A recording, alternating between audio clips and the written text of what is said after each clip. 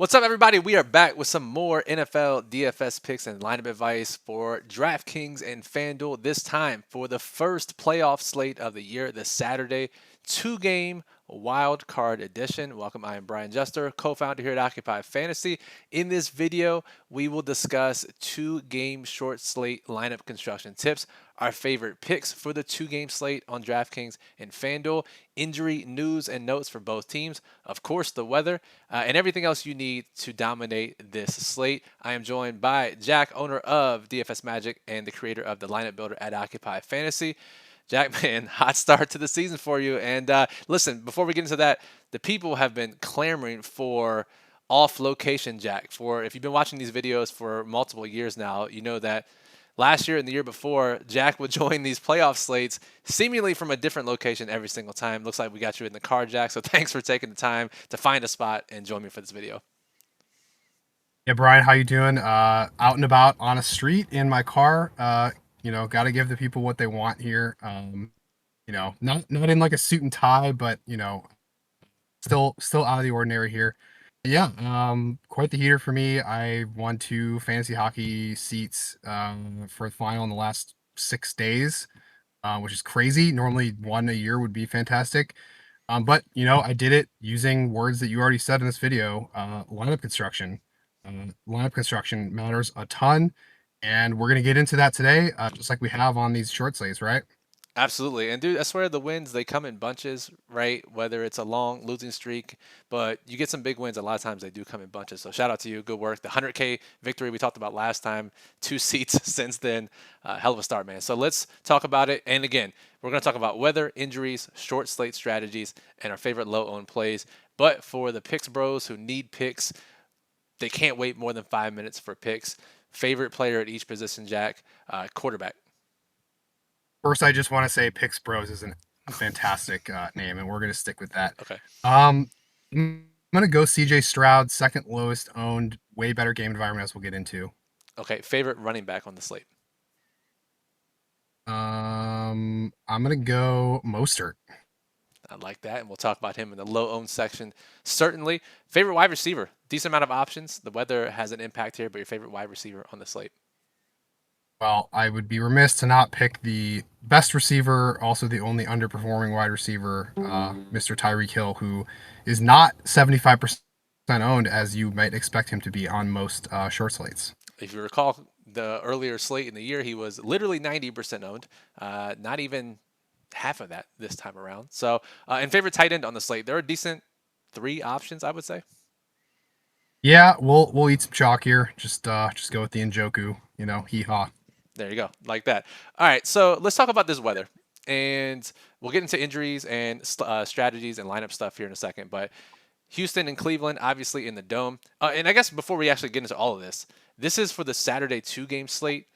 We will have a live Q&A Sunday morning for the 3-gamer on Sunday, and I will do the typical showdown video for the Monday night Tampa Bay and Philadelphia game here on YouTube.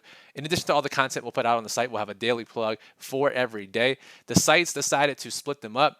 They are the 6-game slates, Saturday through Monday. The prizes are a little bit smaller. We made an executive decision to focus on each individual day. Our lineup builder does have ownership for that 6-game slate, so go check that out if you're interested in that.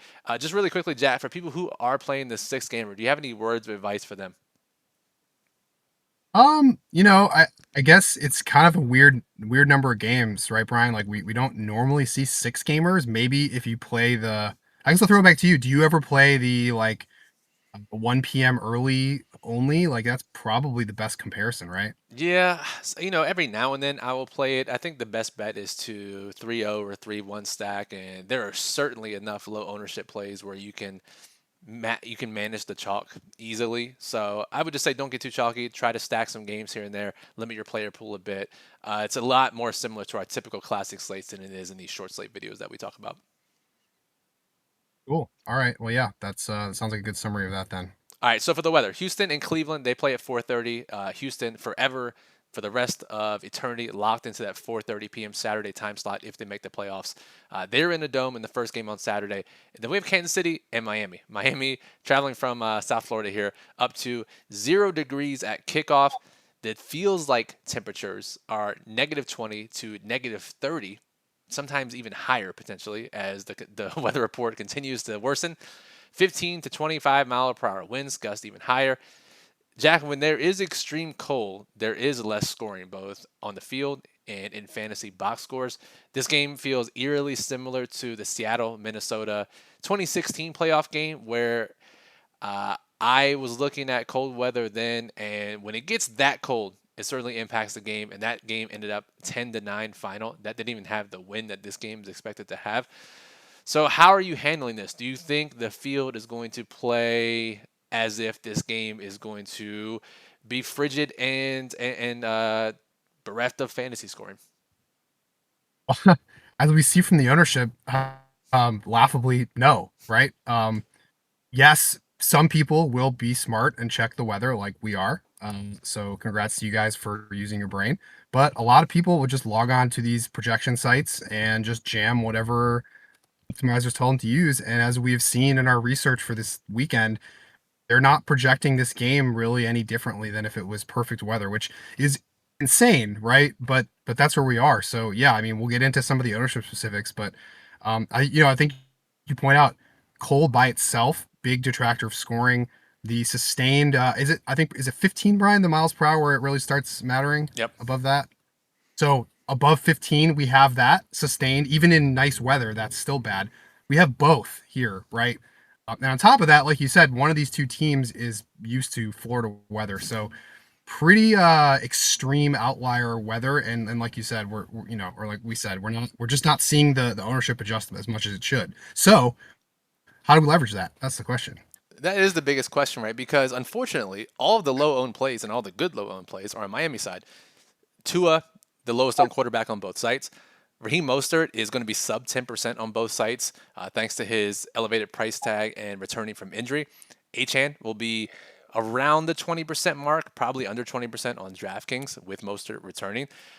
We have the non Rashid Rice, Kansas City wide receivers in that game under 20%. And then we have Durham Smythe as the only low owned starting tight end. So if we want ownership leverage, Jack, we have to look to that game. So really, it comes down to which angle do you want to play when it comes to short slate strategies, right? For those of you who've been watching our videos, have been reading our plugs, you know the three tenets: leaving salary, playing low owned plays, and mega stacking. Just given what we've talked about so far, Jack, mega stacking, I think this is one of those. Again, if you want to spend a bunch of time on this, you can build all kinds of different lineups. But if you want one angle to play, you just mega stack the first good weather game in a dome, fade the second game, and I think you could that's probably a plus EV move. Yeah, I agree. For a lot of folks out there just building a few lineups, that is the no brainer way to do it. I when you asked me favorite running back play, I mentioned Mostert. The reason is, very cold game probably favors running backs. He is generally their grinder, red zone guy. So if someone's going to optimal, him or Pacheco could be it. Pacheco's 60% owned. Mostert is going to be sub 10. So, yep, I'm with you. And we should point out, yes, Cleveland has a vaunted defense, but I recall a extremely low total game. Was it Cincinnati where like it was like both quarterbacks just nuked and Yep. scored, there was like 7 total touchdowns. So don't be scared off of this game by, one team has a good defense. Right, exactly. So let's talk about just the injuries on each team, and this may impact how you decide to play the slate as well. We start with Cleveland and Houston. Denzel Ward, Cleveland's top corner, injured his knee in the final practice of the week, and there were concerns immediately that he would not be able to go. It sounds like it's not as serious, but he is questionable. I think he'll suit up, but you never like to see a late week injury for your top corner. Their safety Juan Thornhill is questionable, but expected to play. Uh, on their offensive side, Cedric Tillman, their wide receiver 3, is out with a concussion. David Bell will be the wide receiver 3. So for those of you in Showdown or looking for low-owned trash plays from the Cleveland side in that game. On Houston side, this is where we have to monitor. Noah Brown and Robert Woods, both are questionable. Didn't play last week. Limited practices for most of this week. Sounds like they're going to play, but they are game time decisions. So that could open up some ownership and some salary and some low-owned plays. And Houston is missing their starting defensive end, Jerry Hughes. So knowing all that, Jack, does it change anything about stacking this game?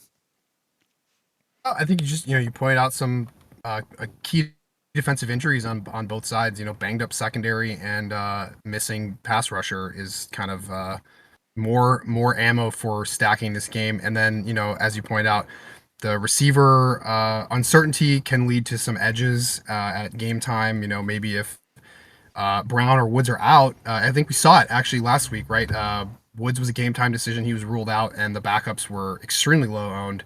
So, and it's the first game, right? So it's the best for us. We can just kind of monitor and lock.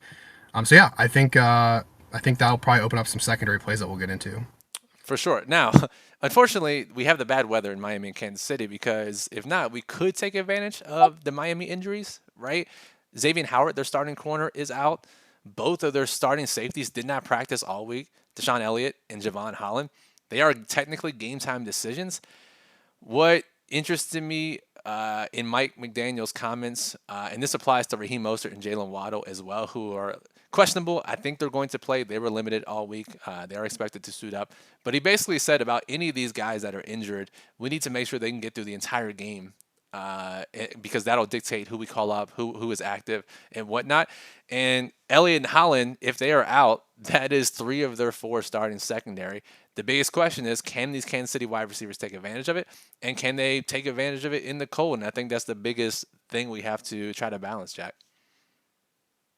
Yeah, and we just looking at ownership. The field is just doing what they would do in every other Kansas City game, which is Rashee Rice, Travis Kelsey, and that's kind of it, right? So it appears that it does not matter to the field, whether Miami's defense is healthy or not, and whether this game was perfect weather or not.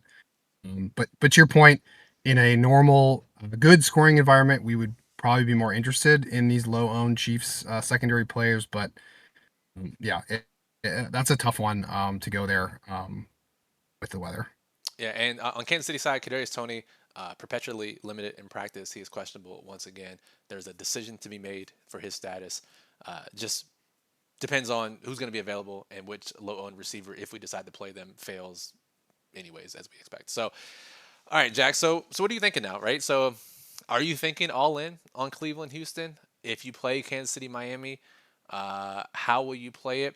Because I don't think the field will react. They'll see the weather, but I don't think because most people are going to say, "Oh, it's cold." That's not going to impact things. It's not snow. It's not rain. The wind isn't whatever. It's not like the Buffalo Pittsburgh game on Sunday, which is not as bad temperature wise, but they're talking like a foot of snow and 50 mile per hour gust. So obviously that looks a lot worse to people, and that total's dropping. I think because the totals are roughly the same here, the field won't play it that much differently, and they won't. So if the field, what like you said earlier, was looking at the weather and ownership reflected that, I think we could play that game, especially on the Kansas City side. But the ownership is just telling us, hey, let's just play this angle heavy. Yeah, I think I'm very interested in just going all in on the first game.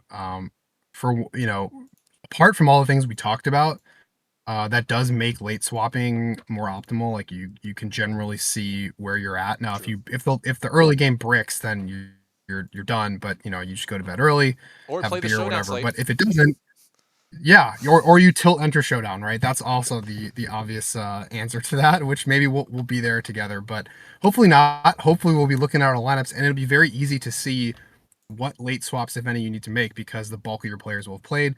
And just looking at the ownerships on the slate, right? Like Rice and Pacheco are and Hill are there, but and Mahomes, right? So like we know and we know optimizers will stack with Mahomes. So it just seems like the field is not going to go all in on that game, and that is the clear leverage. I guess let's talk about each side. Would you 4 stack? Would you 5 stack? How many bringbacks? So I guess why don't we start with Cleveland? So Flacco, what are your thoughts on the max stacking and then the bringback options there? 5 and 6 man stack. Ford, Hunt, Amari Cooper, Elijah Moore, David Bell, David Njoku, Cleveland defense. Yes. Bring back up to 3 or 4, depending. I mean, I really think you can go 6-1 type of lineup here, 5-2, 4-3, and be fine. Yeah, it's kind of crazy, right? But Cleveland is pretty amazing for DFS. Yeah. It's a pass heavy offense. We know where the ball's going, and these guys are all pretty cheap. So it's pretty much a dream scenario, and they have a good tight end that you can use in that spot, right? So you mentioned Hunt and Ford. Would you do the kind of typical thing we've talked about with the mix two running backs and the quarterback? I'm thinking about that, and typically we don't want to play it, but both of these guys can catch passes. Flacco is a 40-year-old non-scrambling Josh Allen at this point. He's throwing a bunch, but tons of turnover-worthy plays, but also some big throws as well. Can put up numbers, but it wouldn't surprise me if he has 3 interceptions. I think there is a way where Flacco, Hunt, Ford, Texans defense gets there, so I don't think I would rule that out of my lineups. Yeah, one good way to think about it too is like, what running backs would you be giving up if you played those two guys? We talked about the low total game, so theoretically, everyone in the later game has a very low floor, right? Even if you're getting 20 carries. Right. And on the Houston side, yes, we have Singletary. He's interesting. You could put him in the flex spot for the third running back. But probably a lower floor play as an underdog against a very good defense. All right, let's talk Houston bringbacks then. You said up to 6 for Cleveland, and you said 2 or 3. Any rules or restrictions you'd use with Houston? Would you play the defense against Flacco? Sounds like yes. I think this is the ultimate defense against the quarterback spot for me. I think you have to. I think Houston, Stroud against Cleveland, a little less so. He's a little more careful with the ball, but again, it's a two-gamer. Anything can happen. Real quick, pick six or fumble six or kick return, God knows.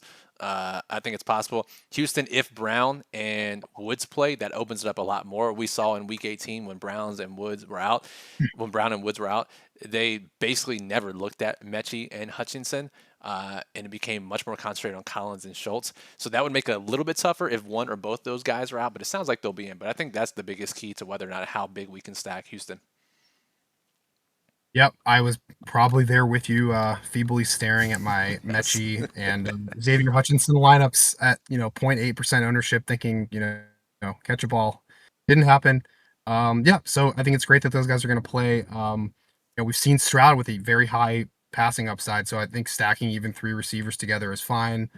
Um, Use Cleveland defense against him. Like you said, he's careful with the ball, but Cleveland's defense is very good. Right. So a pass, this is a pretty pass heavy game in general, right? So that's another great point, right? People are probably going to play a bunch of defenses from the later game, but did we see it last week? No, I think Pittsburgh did optimal, but generally a game with more passing leads to turnover, sacks, etc. Yeah, the one concern is turnovers are up like 50% once the weather drops below 10 degrees. I guess a lot of I've never played football, at least tackle football in that cold of weather. So from what my understanding is, the ball gets really slick and it's tough to grip. So certainly there is some merit to playing the defenses from that game. But again, it just sets up really nicely for Cleveland and Houston stacks. Now, if we're playing one offs from the other game, you mentioned Tyreek earlier, you mentioned Mostert earlier. Like one offing from that side is really interesting, right? You super stack Cleveland, Houston, and you just play Hill, you just play Mostert, you just play Achan from the second game. Because we know all those guys do have big ceilings and they're all super explosive. All it takes is one touch for them, even in negative 30-degree weather, to hit value. So I do like that approach as well. And if Kansas City spreads it out just enough or just not a lot of scoring, you could see a slate where there are 0 Kansas City players in the optimal. Yeah, the final reason why overstacking the early game makes so much sense is both Kansas City and Miami are very funnily with their performance, right? Like Miami, it's literally Hill, Waddle, and the running backs, and that's it. They're all very expensive. So if multiple of those guys are in the same lineup together and optimal, particularly like if Hill and Waddle are optimal, like two is probably optimal, right? Right. But maybe not. But that's the point. Like it lends itself to just playing one guy maybe from each of those teams, and having them. It's pretty likely that they'll steal all the points. Kansas City side, you said it. We've probably lost enough money over the years on bad Kansas City pass catchers. It's just not going to happen. It's Pacheco, Rice, Kelsey. That's who's getting the ball. So yeah, I think that stuff makes a lot of sense. Like you said, I wouldn't be afraid to leave 0 Dolphins or Chiefs in a lineup just because of that, the weather and the low floor. Absolutely. And I think obviously Hill's price is prohibitive. His ownership is attractive. And you were asking me before we went live, can we play Hill even in this weather? And I think my final answer, and it applies to Waddle as well, I could see McDaniel drawing up a ton of short passes, screens, pop passes, whatever to get the ball in these guys' hands, try to make a play. So we could see Tyreek conceivably go like 10 for 90 or 10 or 9 for 80, and in a lower scoring slate be optimal. So I think for that reason they're not complete fades, even at especially at Tyreek's price. Yep. And having the cheap guys in the other game certainly helps with that. Let's see, what else haven't we covered? Salary. I guess what are your thoughts on leaving salary on this one or not? I don't think you have to, but because of the potential for the second game to completely bust due to the weather, you can leave a little bit more salary. Not something I'm super interested in do. If it happens, it happens. I'll probably leave the salary a little wide in the builder. And as we always say, check the lineups after the fact to see if it makes sense, if you can upgrade specific positions. But if that game is 13-10, right, then all bets are off for how much salary is used. Yep, that makes sense. And you touched on it, not amazing trash plays, but are there what sub 20% plays are you interested in?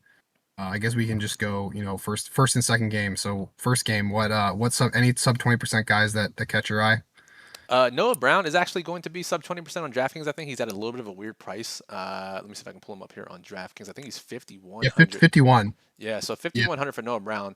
When you play Woods for $1,500 cheaper, I think our ownership reflects that people will just opt for Woods in the case that they are both active. Um, but yeah, the trashy plays aren't that great on either side. Uh, David Bell stands out a little bit for Cleveland as the wide receiver three if this game gets into a shootout. What about backup running backs? Damian Pierce, Clyde Edwards-Helaire. That's really it, right? Because Hunt is going to catch some ownership. Obviously, Achan is going to catch some ownership. So, what about Pierce or Edwards-Helaire? Are you interested in playing either one of those guys? Uh, I'm pulling up the snap share for Houston. They oh man, it's really been all Singletary lately. Dude, That's a tough one. once the season was on the line, they basically gave Pierce zero offensive touches. Yeah, yeah. So that's a tough one. And then I think we've seen typically, right? You cued me on this when McKinnon is out, Pacheco like just gets all the work. Is that's generally pretty accurate? Yeah, they'll give CEH a drive here and there, but Pacheco takes everything mostly. So Yeah, yeah. I guess when you think about the upside guys like Mostert and Achan that you'd have to pass up to play these backup running backs, it just doesn't seem like. And we, if you watch these videos, we are obsessed. Well, I'm at least obsessed with backup running backs.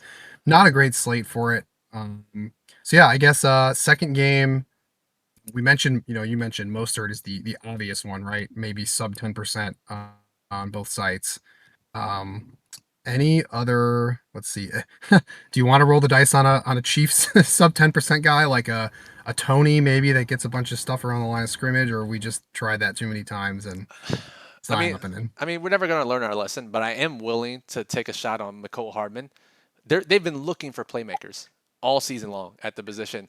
Mecole comes off injured reserve. They throw him in the meaningless game last week, and he does really well with his opportunities. And maybe they saw it and said, hey, maybe Mecole, we have experience with Mecole before. Maybe Mecole Hardman's the guy that we can put out there, get the ball in his hands. He can make some plays, perhaps. So I'm willing to take a bet on that angle that they saw what Hardman did last week. Let's get him into the rotation more and let's use him more. So he's a guy I would play. I mean, obviously you have MVS and Watson who could, in theory, catch a deep pass on paper. In reality, will they? I don't know. If it was not the weather, I would certainly rotate them all.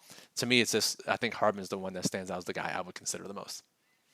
Yeah, I like that. And MVS can't even track the ball when there's no wind, so probably means he will track the ball Right. correctly when there's 20 miles an hour wind. But yeah, so kind of rough there. I think we got a few guys in there though you can key on. I just say one thing I've been trying to do more is like just really go in on those low owned guys. Like, don't feel like you have to play, like match the field on these kind of 5 to 10% plays like Justin Watson or, Cedric Wilson. Like if you have guys that you think are in a better opportunity, just really lean into it and get over the field on those guys. And if you're wrong, you're wrong, but it gives you a better chance when one of them hits than if you just kind of like spread out too much and then you say, crap, I thought that guy was in a good spot, but I didn't use enough. Right. So instead of just going like 5% every trash replay, you just take all but two and you go 15, 20% on those two. And if those hit, you're really right and you have a chance to get the optimal. Yes, sir. That's it. All right. Any other concepts we did not talk about today, or do we hit everything? I think we hit everything. So we can close the show here. I'll let you get out of your car. We will keep the comments I'm just open. getting comfortable here. I need a beer.